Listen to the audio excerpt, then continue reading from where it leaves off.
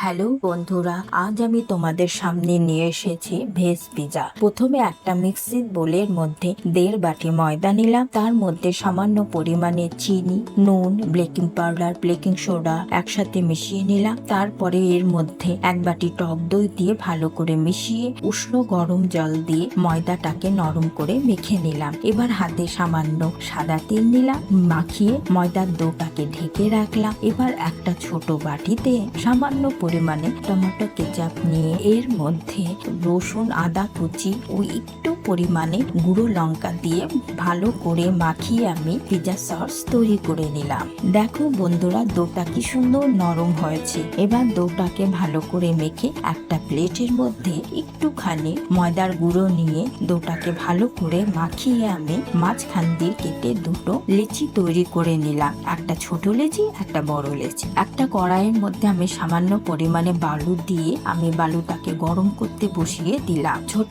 লেচিটাকে বেলে আমি রুটির মতো ভেজে নিয়ে রেখে দিলাম। বড় লেচিটাকে বেলে রাখলাম। এবার একটা স্টিলের থালার মধ্যে একটু পরিমাণে সাদা তেল দিয়ে চারিদিকে মাখিয়ে নিলাম। এবার থালার মধ্যে রুটিটা রেখে হাত দিয়ে আস্তে আস্তে চারিদিকে ছড়িয়ে দিলাম। কাঁটা চামচ দিয়ে আমি মাঝখানটা ফুটো করে নিলাম। তার উপর দিয়ে চিজ ছড়িয়ে দিলাম। উপর দিয়ে আমি ভাজা রুটিটা রেখে চারিদিক দিয়ে আস্তে আস্তে মুড়িয়ে দিলাম। তার উপরে আমি পিজা সস ভালো করে লাগিয়ে এরপরে আমি পেঁয়াজ, ক্যাপসিকাম, টমেটো দিয়ে ভালো করে সাজিয়ে উপর দিয়ে চিজ দিলাম। তার উপর দিয়ে চিলি প্লেট দিয়ে দিলাম। এবার বালুটা গরম হয়ে গেছে। এর মধ্যে আমি একটা ছোট প্লেট বসিয়ে তার উপর দিয়ে আমি থালাটা বসিয়ে ভালো করে ঢেকে দিলাম 20 মিনিটের মতো। এবার আমি আস্তে আস্তে থালাটা খুললাম। দেখো বন্ধুরা, আমার ভেজ পিজা রেডি। একটা তুলে দেখাচ্ছি কি সুন্দর নরম হয়েছে। তোমাদের এই রেসিপিটা ভালো লাগলে তোমরা আমাকে লাইক ও সাবস্ক্রাইব নিশ্চয়ই করবে।